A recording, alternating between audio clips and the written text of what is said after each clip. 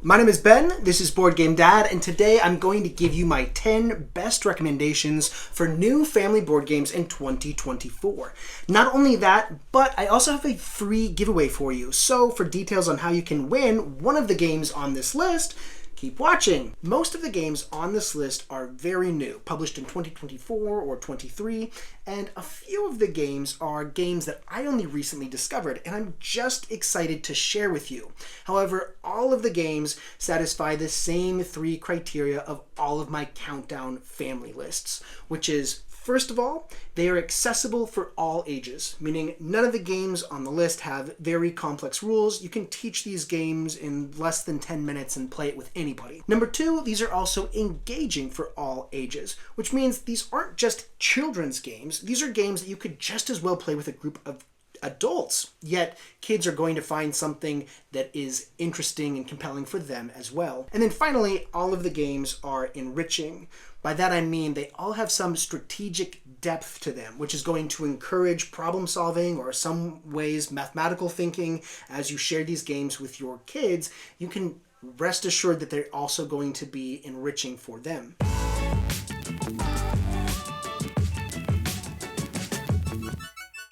The first game I'm going to show you is technically not part of the top 10. This game is special because often in the comments I hear from people who want advice on how to expose their younger kids to new board games. This year I found a new game that I really want to tell you about, especially if you think you could use it as a gateway into some of the other games on this list. The game is actually called Gateway Island.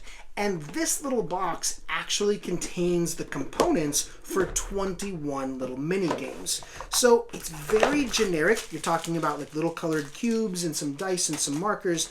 But the idea, this is the rule book. It's big because it's got 21 games in it. The idea is to introduce these mechanics in a very simple mini game. I thought this was just an excellent tool for hobbyists who want to expose their kids to some of those conventions. So that game is called Gateway Island, and you can find out how to purchase it using links in the description. At number 10 is a game that at first glance I didn't get very excited about because it kind of just looked like an ordinary tile placing game, albeit with a gimmick that maybe people would fall for. I was pretty sure the kids were going to like it, but I just didn't think it was the kind of game I would feature on the top 10 list.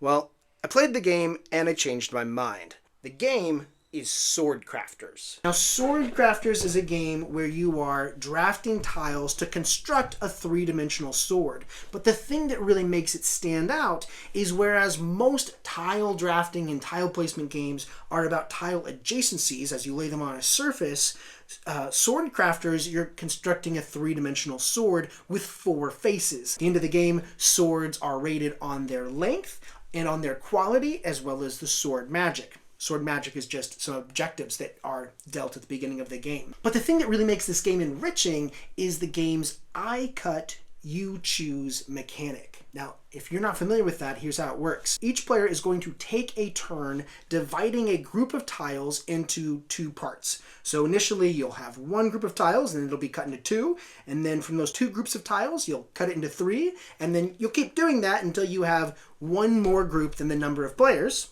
And then every player is going to pick 1 group to craft onto their sword. This is a brilliant mechanic. Not only because of the I cut, I choose, but because it's a game about making swords. And so in the game, you're cutting because you have swords. My kids were using their swords to actually slice the groups, which I thought was adorable. But between the cutting mechanic, the drafting mechanic, and the three-dimensional building mechanic, there's just so much going on here that I haven't seen before. What a refreshing and exciting new game. And it plays up to 5 players, which is great for families. Who wouldn't want to play that? A brilliant game from Adam's Apple Games, Sword Crafters. The next game is light on rules, but heavy on strategy, which is why it's featured on this list. It's also got a valuable lesson to it, and it's the game Foundations of Metropolis from Arcane Wonders. Now, this is a game where players are building buildings in a city grid. And before they can build, they have to buy the right to a plot of land. So there's a market of cards that come out, and each card corresponds to one of the plots. And so players can use their turn to buy a plot, or they can take one of the polyomino buildings from their player board and add it to the city grid in the place of one or more of their plots of land. Now, if a player doesn't want to buy a plot of land and they don't want to build a building, the last thing they can do is they can take coins. And that's it. There's only 3 things you can do: buy a plot, build a building, or take income. It's a simple rule set, but what players have to strategize is everything about this game. Now, the only problem with this game is that I think with kids that are younger than 10, that level of strategy is a little bit more difficult. I think it takes practice to work your way up to a game like this. With older kids, I think it's wonderful. But I had to include it because it's the lesson, of course, is that when it comes to real estate, it's all about location, location, location. And it's really going to come across as you play Foundations of Metropolis. I think it's just a very, very clever game. Similar to Waterfall Park or Chinatown, if you're familiar with those games, but whereas in Waterfall Park, you are buying from one another, in this game, you're strictly buying from the market. So there is no trade among players, which is a noteworthy feature in a game like this, Foundations of Metropolis. Number 8 is a game that I discovered during my research for the video, Top 5 Games That Are Better Than Ticket to Ride. Now, if you're familiar with Ticket to Ride, you may recognize some of the mechanics about this game. It's actually a retheming of the game Ethnos, if you're familiar with that. The game is called Archaeos Society by Space Cowboys, and it's for 2 to 6 players. Now, in Archaeos Society, you are archaeologists, so the objective of the game is to advance on tracks for victory points. Now, in order to advance on tracks, you need to play cards. So, on your turn, you can take 1 or 2 cards, and what you're trying to do is complete sets of the same color. Now, as you're building your hand in order to get a set of cards to advance on the corresponding track, the thing to consider is that when you play your cards, every card that you don't play is going to be discarded and available for other people to draw from. That's one thing to consider. The other thing that I really like about it that you don't see in Ticket to Ride is that when you play a set of cards, each type of card has its own special action. And the box is actually loaded with a variety of cards that all provide different actions. So for an example, one action might be that when you play a set of cards, you then get to immediately play a second set of cards. Or if you play a set of cards of size X, like let's say 4 cards, you then get to draw the same number of cards, 4 cards. Different things like this, so you can mix up the gameplay. And then you're advancing on these tracks and you're getting bonuses for advancing on the tracks as well. The thing I really like about it is that as a card, essentially a card game, the game has a really nice flow. You're only doing one of 2 things. Either you're drawing 1 or 2 cards, or you're playing a set of cards, and you're conducting the action associated with it. But it's just got a nice pace to it. It plays up to 6 players and it has a really nice problem-solving space where it's like, do I keep drawing or do I play? And that is the game Archaeos Society. Number 7 is a cooperative game that I also found in my research. This time it was for my educational board games, and this one was just a huge hit. My kids love playing it. It plays 1 to 5 players from Gap Closer Games. It's called Illiterati. So in Illiterati, this is kind of like Speed Scrabble or Bananagrams, if you've played that before. The idea is everybody has their letters and they're trying to build words with their letters. Now they're not building a crossword like in Scrabble, they're just building words, and in this game, people are working together. So if you want, you can give letters that you're not using to somebody else, and then, or you can ask for letters from somebody else. But the objective is to make sure that all of the letters get used. Otherwise, the illiterati, which are the bad guys, are going to come and make bad things happen. So it's one of those games where you're fighting against time, and you're fighting against events that will make things harder for you. Now, the cool thing is, it's not enough to just make words. You have to make words that satisfy criteria. So it could be words that are associated with animals, or words that are associated with sports, or words that are associated with fast food restaurants or something. So players have to achieve an objective card. At the same time, they have to build other words so that no letters get wasted. It is a fabulously enriching game that I love playing with my kids. It plays in about 30 minutes. There are different ways to scaffold play, so you can play it without a timer, with a timer. You have varying levels of difficult objectives in the game. So I really like that no matter how old your kids are, if they can spell, they can play this game. And then the cooperative element of the game, the fact that you can give letters or take difficult letters from one of your fellow players is excellent. Just thoroughly an awesome design. The game Alliterati. Number 6, I have the big box for this game. It's called The Pursuit of Happiness, and this is actually the giveaway. So let me tell you about the game, what I like about it, and then I'll tell you about how you can get a free copy. So, The Pursuit of Happiness is a game that I was looking for when I wanted to find an alternative to the game of life. Of course, the game of life has been around for a few generations now. It's a popular classic among families, but it's a silly little game driven mostly by luck. The Pursuit of Happiness is the same type of fun, where the purpose of the game is to live a life and pursue goals that are satisfying to you. At the end of the game, it's the person with the most happiness that wins. I mean, it's like the game of life, right? It's all about using your time, your workers. This is a worker placement game where the workers you're placing are time. So you only have a certain amount of time to spend on projects that will give you happiness. Like, how cool is that? So you are spending your time in order to complete different projects or to pursue life goals, and these life goals will give you happiness. And then you keep doing this until you run out of time.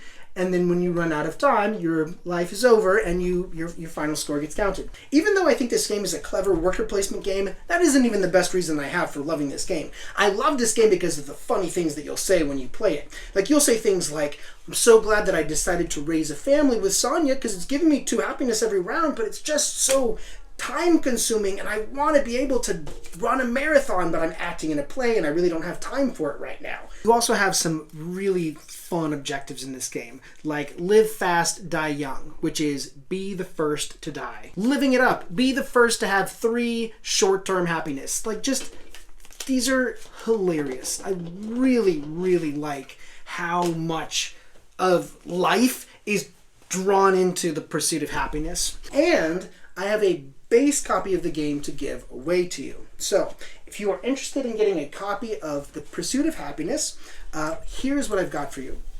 If you check out my web app, theperfectboardgame.com, where you can find all of the family board games that I recommend with ratings and with recommendations for related games, there's a lot of good stuff on there, and I want you to discover this resource. But here's what you do. If you log in using a Google email address, and you write a review for any board game on the entire site. You just give it some stars or write down why you like the game. What I will do is anybody who writes a review between when this video gets published up to 1 week afterwards, I'll select somebody at random and I will send you a code where you can get The Pursuit of Happiness, the base game, for free. So to find out how to review games on The Perfect Board Game, you can check out the link in the description. And I hope you do, because even if you don't win the game, once you start using this site, I think you'll see some of the value in it. And it's taken me several years to build that, so I do think it is an awesome resource. Number 5 is called Magic Maze Tower. And if you're familiar with the game Magic Maze, this is not an expansion. It is a standalone game, and it does have some differences. What this box contains in it is a series of adventures. Every adventure is a challenge with an actual solution, and so the object of the game is for players to work together to solve each quest, each puzzle. Now, gameplay is very similar to Magic Maze because there are 5 characters instead of the original 4, that are common for all players. So all players can control any of the characters in the game, and their objective is to help these characters get out of a labyrinth or a maze that is on a square grid. But the big thing is, each player can only move characters in one direction. So if it's a 4-player game, one character can only move them to the north, another person can only move characters to the east, the south, and the west. And they have to do this without talking at all. The only communication that is allowed, and this is one of the things I loved about the game, is a stare. So you can just kind of like... We'll say, though, that for a game 1 to 4 players, it says 9 and up on here, and I would agree with that. So if your kids are the right age, I think this is a fantastic logic puzzle that you can work on together. Magic Maze Tower. Number 4 is also an older game. It came out in 2018, and it's called Werewords. Now, it's the only game on this list that can play up to 20 players. So there's a bit of a party element about this game, although I wouldn't call it a party game. I would call it a social deduction game, and a word game at that. So if you are familiar with social deduction or hidden roll games, this is a game where everybody has a hidden roll. Mayor, close your eyes. Seer, wake up and view the magic word. And it kind of follows the pattern of 20 questions. To figure out the magic word. Is it bigger than the loaf of bread? Is it about the size of a pig? But the catch is, some players are werewolves, and they are trying to mislead the rest of the group by asking questions that will cast them astray. Of course, they don't want to be too transparent about this, or they'll just be ignored. Now, to combat the werewolves, there is a player who does know the word and is trying to guide players back to the correct path, but if the werewolves can guess this player, then the werewolves will win anyway. And then the box is full of several other roles that can all kind of modify how the game is played. But what's great about this, there's no turns in the game. People can just shout out questions, and if they can guess the word, they can win. This one really makes social deduction approachable for anyone. Werewords. Number 3 is a new game from A-Line Games. It's called Guardlings. Now, Guardlings is a press your luck tile placing style game. So if you're familiar with Quacks of Quedlinburg, it's kind of like that. Players are simultaneously all drawing tiles from their bag. But in this game, the tiles are dominoes, and when they're placed adjacent to each other, the players can earn gems. And so you want to earn gems. Gems is the point of the game. At the end of every round, you can use your gems to add another domino to your bag and improve your potential for earning more gems. So you want this. You want to keep drawing great tiles to get gems, but the problem is some of your tiles have gnomes on them. And if you draw too many gnomes, you bust, and the gnomes will steal some of your gems and create a problem for you. So what I like about this game, there's a few things. One, I love that people can play this game all together. It's simultaneous gameplay. That really helps with the flow of the game, especially when you've got several people in your family of different ages, maybe some attention span issues there. This is a game where you're always on. I really like that. 2, there is no reason why you can't buy 2 copies of this game and have it play up to 8 players. I mean, you could probably make this game play up to 12 players if you had enough copies. I've done this before. I haven't done it. I'm going to do it with Guardlings. I only have 1 copy now, but I've done it with Karuba. I love just being able to keep adding people to the game. I think that's awesome. And then the third thing I like about it is that whereas the game Quacks of Quedlinburg has a lot more is a lot more driven by luck, this one has the strategy of tile placing in it, because you're trying to optimize how many gems you can take, and you can kind of puzzle this out, which I think really makes this game more engaging and enriching, but simple. This is probably the simplest game on the entire list, and very good for all ages. In fact, it says 8 and up on the box. I think you can play younger than 8. I bet you can play 6. Number 2 was a surprise for me because I never would have known about it had it not caught my eye as a recommended product on Amazon. But I looked into it. It's from a publisher I've never reviewed before. And the publisher is Studio H, and the game is Middle Ages. Now, The thing I like about this game is that a few years ago, I recommended a game called King Domino as an excellent family game. This game has the same core mechanic of King Domino, but just takes it to the next level. So if you're not familiar with that, here's how it kind of works. It's a tile drafting game, essentially, and every tile has different value. So the best tiles have a higher value, and some of the weakest tiles have a lower value. And so these tiles come out, and they're always put in numerical order, and you can choose any tile. But the tile that you choose also determines your turn order for the next round.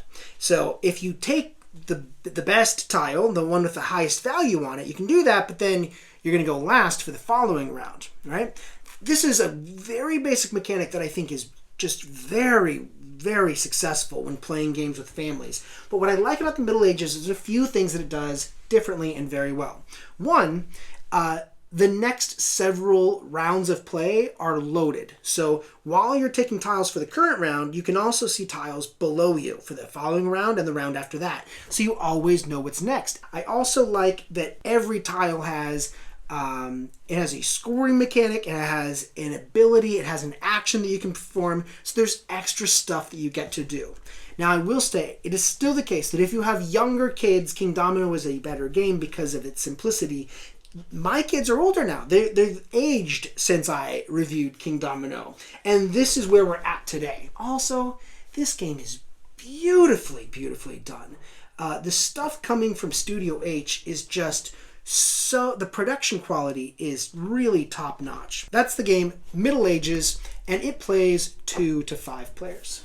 Now, in the very last recommendation I have for you, I have made an exception for this video because I never, ever recommend more than one game from the same production company. And in part, it's because I want to prioritize variety. I want you to be exposed to a lot of different games. However, this year, I cannot deny that 2 of the best family games that I've learned about in the last year, they come from the same company. And I'm expecting a lot more from them as well because the stuff that Adam's Apple Games is making is just phenomenal. This one is also a little bit older again. It came out in 2022, and it is the game Planet Unknown. So, a big box here. This is a pricier game, big box, and it is absolutely worth it. This is easily my favorite game on this list. So let me tell you about it, all right? In Planet Unknown, players are corporations developing a new planet for the preservation of humanity. But stripped to its core, this is a tile placement game where players are placing polyominoes, or basically Tetris pieces, on a grid, and at the end of the game, they score points for completed columns and rows.